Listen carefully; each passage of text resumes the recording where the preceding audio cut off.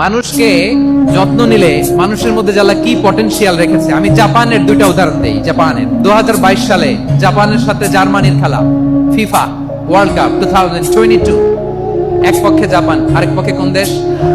ওই খেলায় জিতেছিল জাপান, জিতেছিল 22 সালের এই ফিফা ওয়ার্ল্ড কাপে জাপান ফুটবল খেলায় জিতে।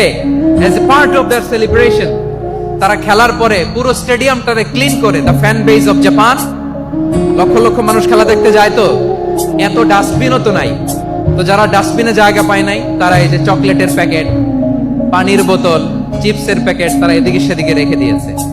জাপানের ভক্তরা, জাপানের ফলোয়াররা as a part of their celebration তারা খেলার পরে পুরো স্টেডিয়ামের সব ময়লা আবর্জনা ক্লিন করে তারপরে বিদায় নিয়েছে। তাদেরকে কি ক্লিন করার দায়িত্ব দেওয়া হয়েছিল? এই যশোর, জাপানের যে ছেলেরা খেলা দেখতে গেছিল ওদেরকে ক্লিন করার দায়িত্ব দিছিল? তারা কি স্টেডিয়ামের পরিচ্ছন্নতা কর্মী?